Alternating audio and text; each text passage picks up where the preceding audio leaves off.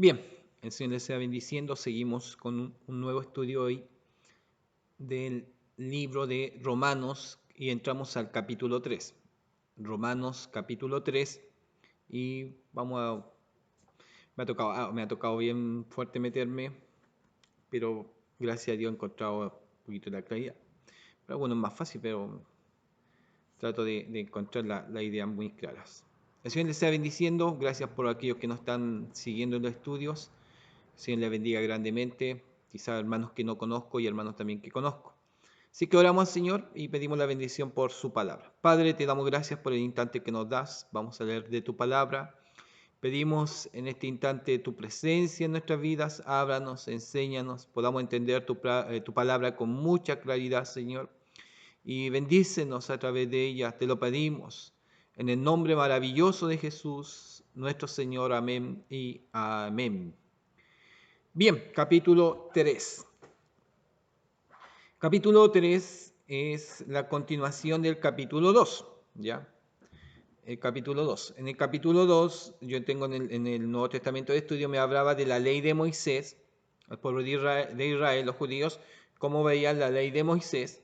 De la misma forma, en qué lugar quedan el pueblo de Israel con la iglesia, ¿ya? Entonces, ahí Pablo hace un balance un poquito en este capítulo 3. En el capítulo 2 se jactaba un poco de la ley, los judíos que ellos vivían la ley y todo lo demás. Pablo le dice que no es solamente ser nacido en el pueblo de Israel, sino había que vivir la ley. ¿Ah? Y acordamos también que había también la circuncisión. La otra, en la plenitud me lo separa en dos subtítulos, del 17 en adelante. En el capítulo 2 me dice, los judíos tan culpables como los gentiles. Y después me hablaba la circuncisión, del 25 en adelante del capítulo 2, la circuncisión del corazón, ¿ya? La circuncisión del corazón. Entremos a este capítulo 3 y se nos pone interesante. Bien, dice así la palabra del Señor. ¿Qué ventaja tiene, pues, el judío? ¿Qué ventaja tiene, pues, el judío? ¿O de qué aprovecha la circuncisión? Mucho, en todas maneras. Primero, ciertamente, que les ha sido confiada la palabra de Dios. ¿Ya? Ese judío es el pueblo que recibió la palabra, el pueblo que tiene la experiencia, la vivencia con Dios, sí, tiene ventajas. ¿Ya? En eso se marca Pablo mucho, en todas maneras. ¿Sí? ¿Tienen ventaja? ¿En qué ventaja tiene pues el judío? Sí, tiene ventaja en que recibieron ciertamente la palabra de Dios, ¿ya? Una de las ventajas. 3. Pues que si alguno de ellos han sido incrédulos, pues que si alguno de ellos han sido incrédulos, su incredulidad habrá hecho nula la fidelidad de Dios. Ahí podemos tomar muchos textos. Aunque nosotros seamos infieles, Dios permanece fiel. Y no solamente para el pueblo judío, o el pueblo, aquí está Pablo, está hablando de la nación judía, no solamente para los judíos, sino también para nosotros. Aunque permanezcamos infieles, Dios permanece fiel.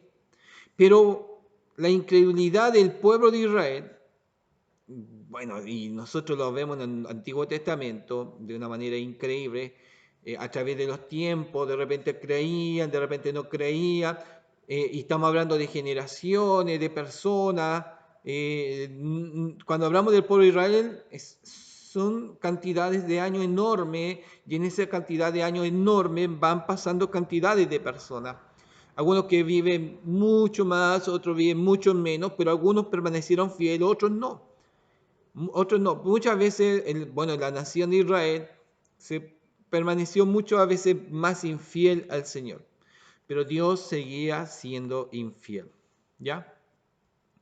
Su incredulidad habrá hecho nula la fidelidad de Dios. De ninguna manera. Antes bien sea Dios veraz y todo hombre mentiroso, como está escrito, para que seas justificado en tus palabras y venzas cuando fueres juzgado. ¿Ya? Antes bien sea Dios veraz y todo hombre mentiroso. Antes, de ninguna manera, Dios no va a dejar de ser fiel. ¿Ya?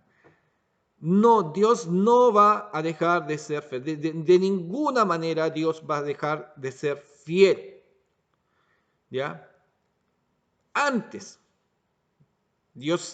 sea Dios veraz y todo hombre mentiroso. ¿Ah? No hay ninguna manera que podamos o que pueda decirse Dios ha sido infiel, o Dios me ha dejado, o Dios ha sido malo, no, o Dios no me toma en cuenta. No, no, no. Dios permanece fiel. O Dios me ha abandonado. No, Dios permanece fiel. Y nosotros los hombres somos mentirosos, ¿no es cierto? El término veraz, literatura de la riqueza literaria que tiene la plenitud, dice veraz. Compare latente, ¿ah? Y letargo. También genuino, real, verdadero.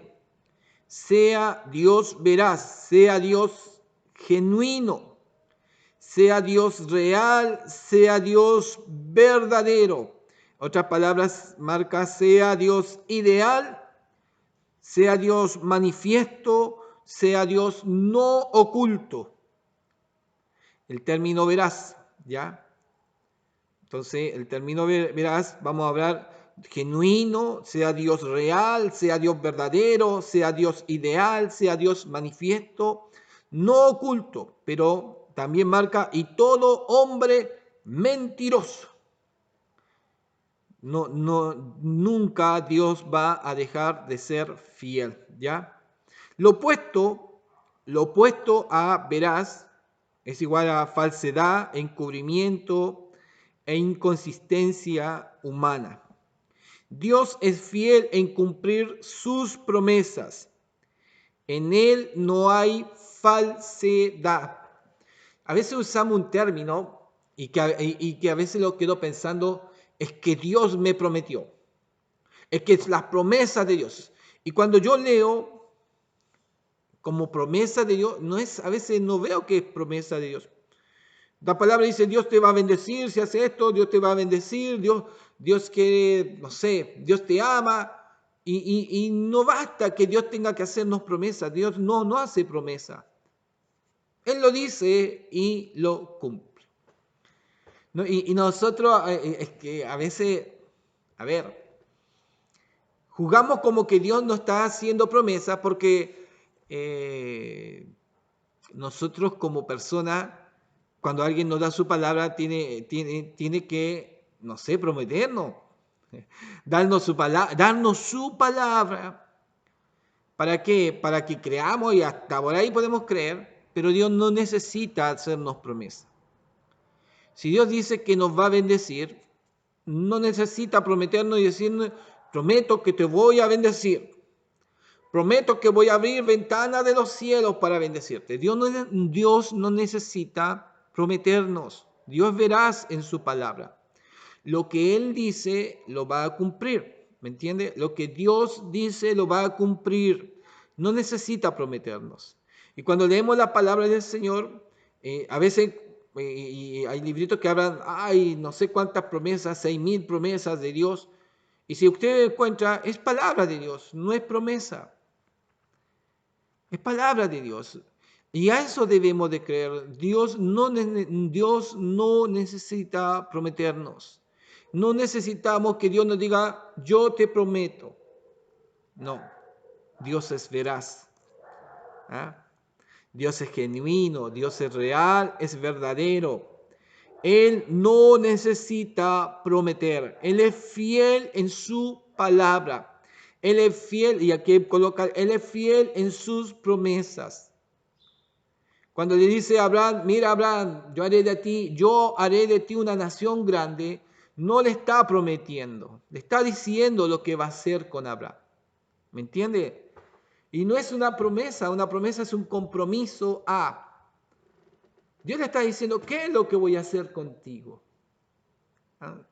¿Qué voy a hacer? Moisés, mira, anda, saca al pueblo, yo te voy a sacar. Con mano poderosa, te estoy prometiendo, no, yo te estoy diciendo qué es lo que voy a hacer.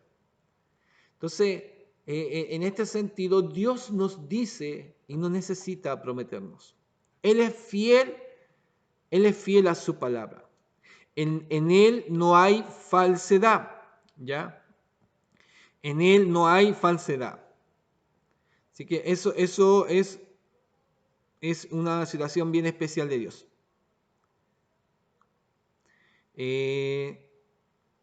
También dice, no, ahí tengo otras ideas que me marcan.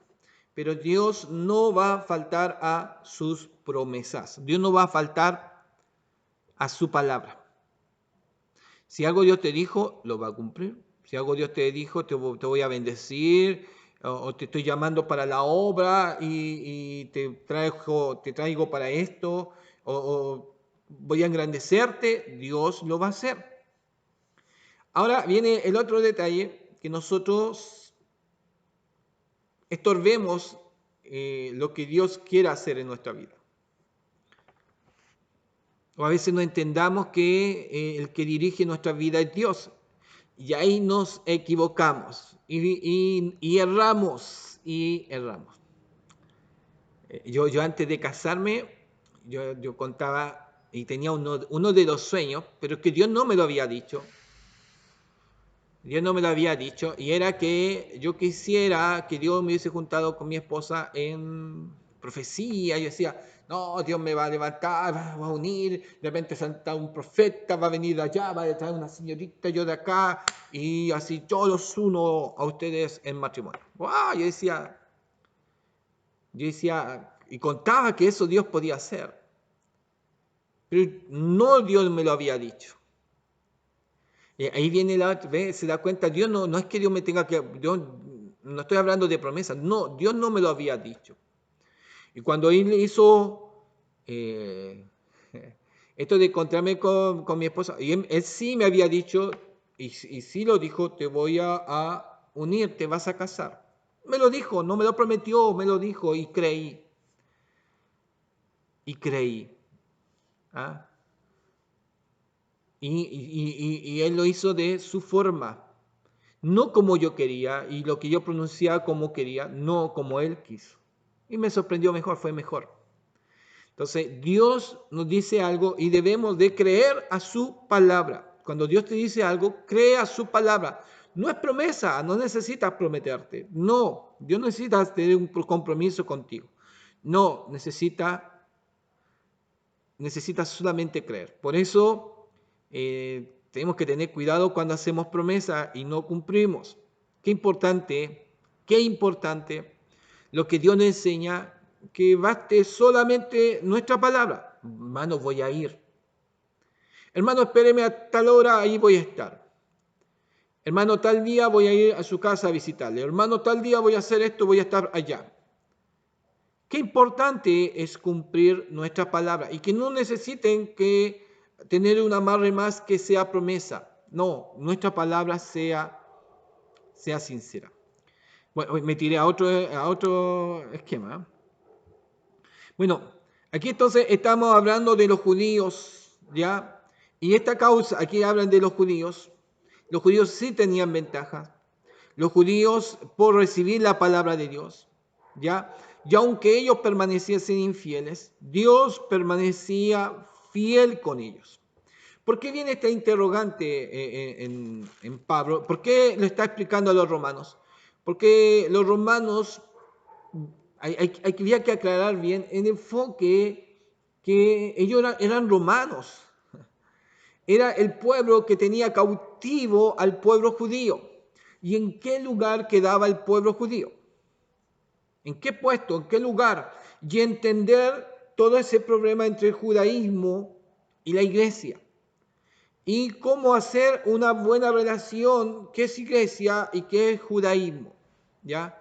Y ahí tenía que tener clara, una visión muy clara, la iglesia de Roma, entender qué era el judaísmo, entender qué concepto ellos los que vivían, cómo vivían, ¿para qué? Para que cuando viniera alguno de ellos o estuviera alguno de ellos, tener una idea clara, entender los conceptos claros.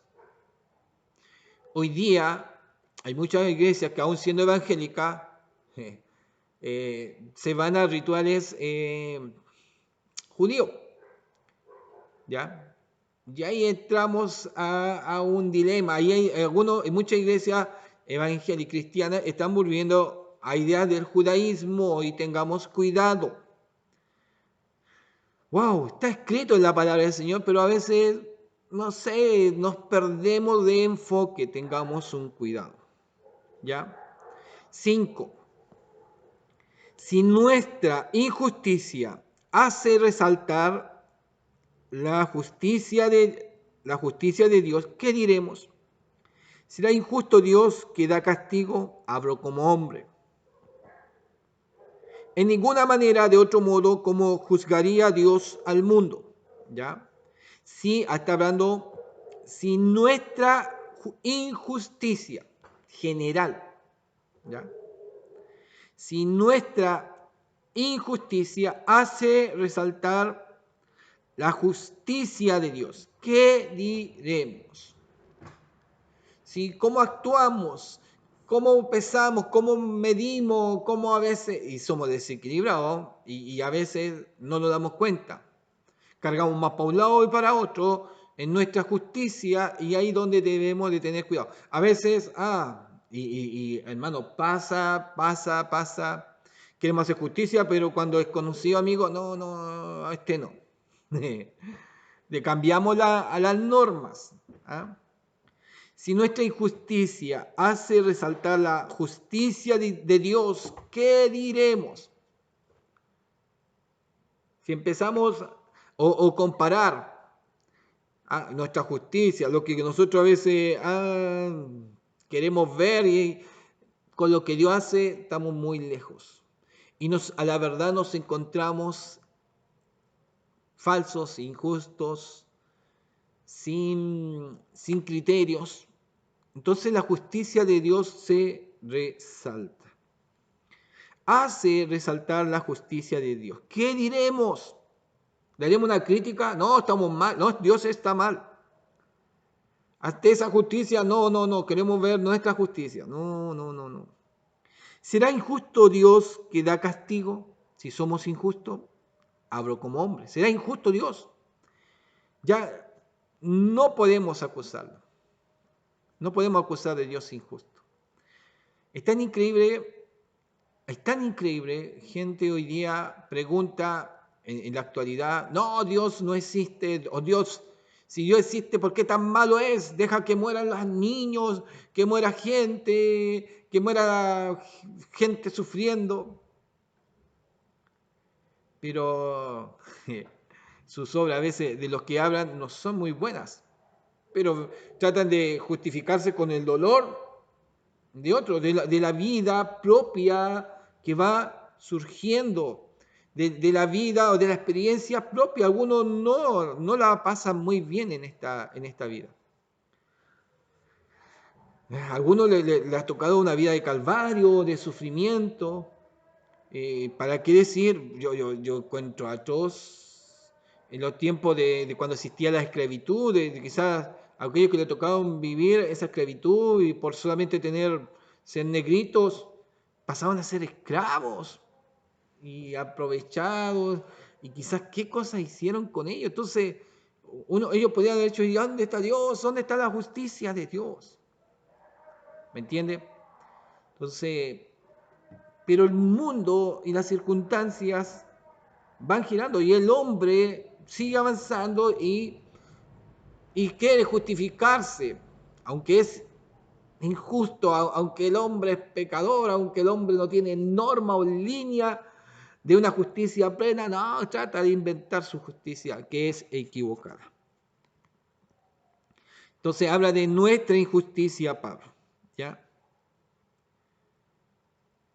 6. En ninguna manera, de otro modo, ¿cómo juzgaría Dios al mundo? Si, a ver, si en nuestra injusticia se hace resaltar la justicia de Dios, ¿qué diremos? ¿Será injusto Dios que da castigo? Habló como hombre. En ninguna manera, de otro modo, ¿cómo juzgaría Dios al mundo? Pero si por mi mentira, hablaba en general en el 5, pero en el 7 habla personal, pero si por mi mentira la verdad de Dios abundó para su gloria, ¿por qué aún soy juzgado como pecador?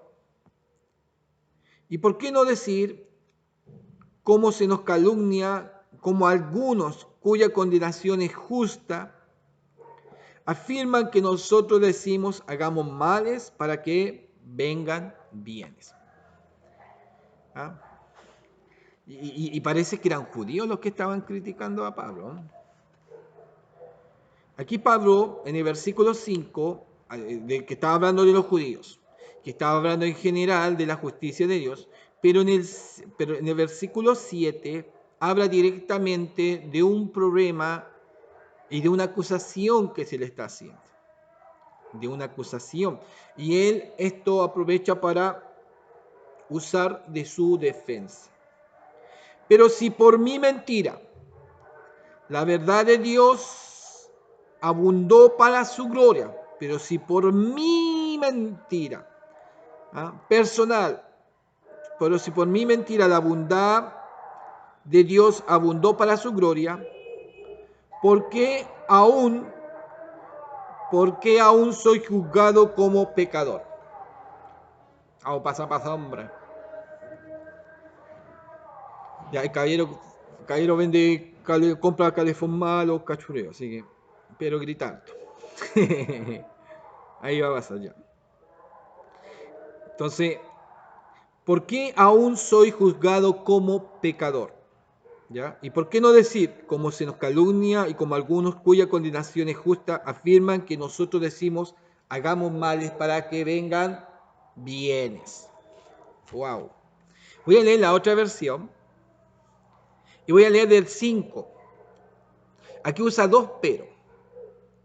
Dice el 5, pero si nuestra maldad sirve para poner de relieve que Dios es justo en general, pero si nuestra maldad sirve para poner de relieve que Dios es justo, ¿qué diremos?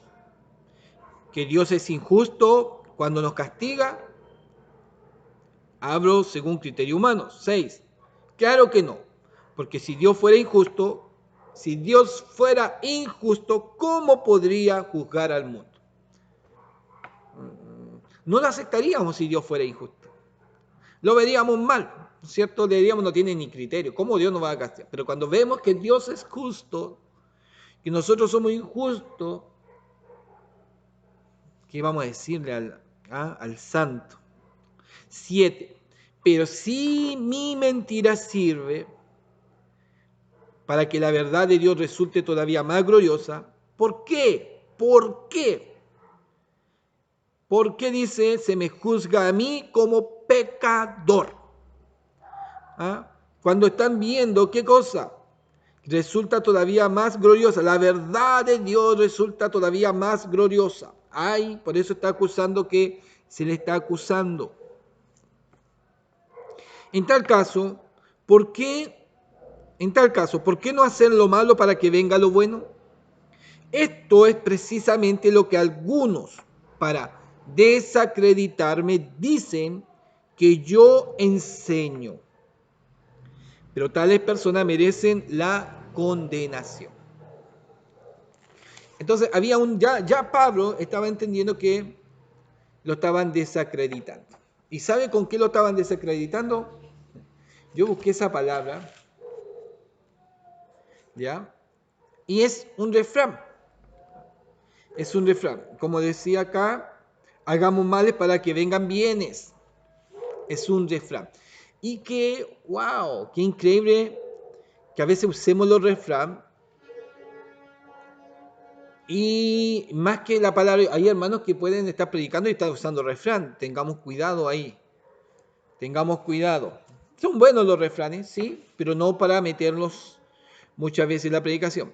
Y aquí estaban acusando a Pablo que estaba usando refrán. Este refrán.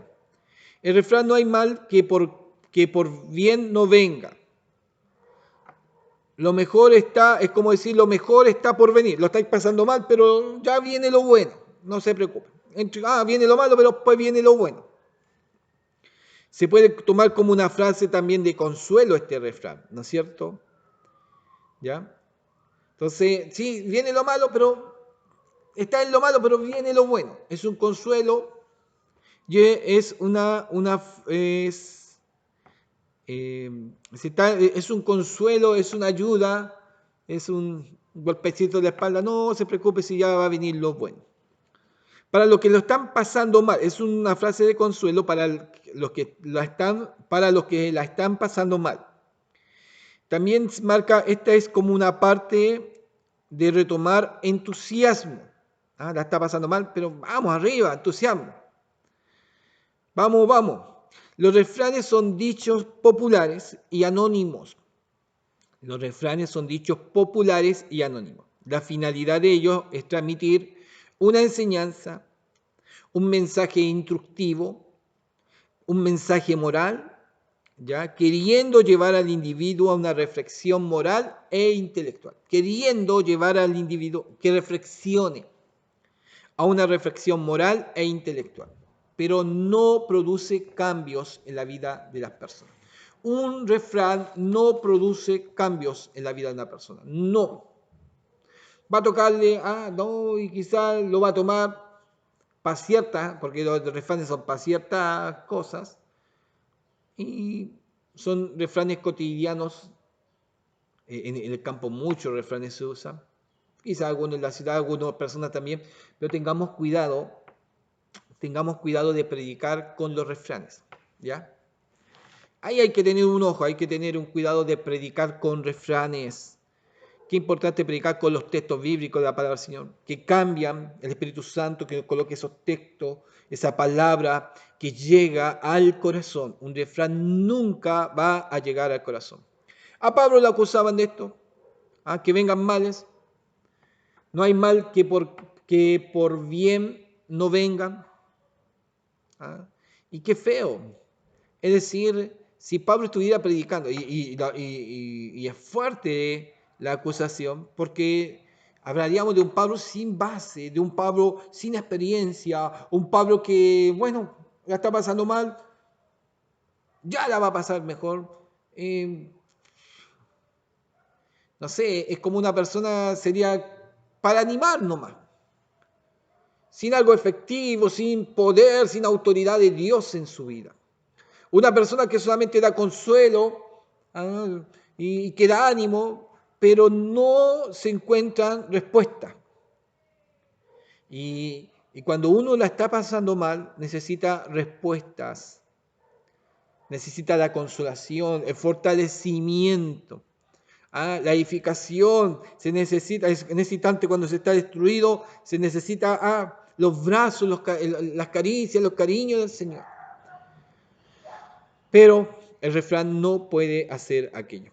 Entonces Pablo en estos versículos, lo que hemos visto, empieza a hablar de los judíos, ¿sí? Marca eso, habla de la justicia de Dios, de cómo pesamos como el judío, que aún siendo infiel, Dios permanecía fiel, genuino. Dios permanecía real y verdadero. Y que nuestra injusticia hace resaltar la justicia de Dios. Y por eso Dios nos juzga. Y expone Pablo también lo que a él le acusaban. Lo acusaban de mentiroso, y también que se apoyaba en este refrán. ¿Y por qué no decir, como se nos calumnia, como algunos, cuya condenación es justa, y afirma que nosotros decimos? Ellos decían, hagamos males para que vengan bienes. Qué mal. Y Pablo le explica eso a quienes, a la iglesia de los romanos. Bien, vamos a seguir luego después con el siguiente estudio. todos han pecado, como sus títulos tienen. Muchas bendiciones y gracias.